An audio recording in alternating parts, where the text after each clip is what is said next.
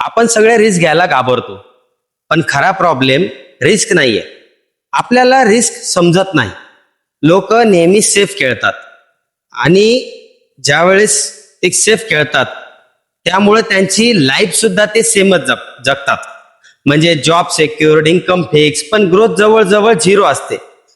Ratan Tata sir यांनी Jaguar land Rover विकत घेतली होती, त्यावेळेस ती कंपनी लॉस मध्ये गेली होती आणि सगळ्यांनी म्हटलं बी होतं की हा डिसिजन चुकणार आहे, पण त्यांनी विचार नाही केला त्या गोष्टीचा. त्यांनी रिस्क समजून घेतली, market, brand, value, future potential सगळ्या गोष्टी कॅल्क्युलेशन केल्या आणि काहीच वर्षामध्ये तीच डील टाटा ग्रुपसाठी $1 बिलियन सक्सेस ठरली.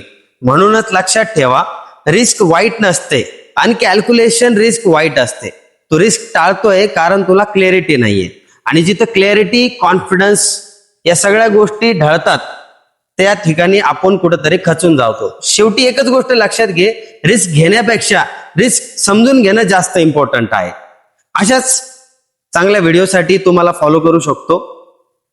मी पण काही दिवस बोलण्यासाठी टाळाटाळ करत होतो, पण मी ऍक्शन घ्यायला चालू केली. म्हणजे मी रिस्क नाही घेतली या गोष्टीची, मी फक्त एक ऍक्शन घ्यायला चालू केली आणि त्यातून मला बरंचसं काही शिकायला मिळालं. मला आजही बोलता येत नाही व्यवस्थित, परंतु एक दिवस मी नक्कीच चांगल्या ठिकाणी बोलून दाखवणार.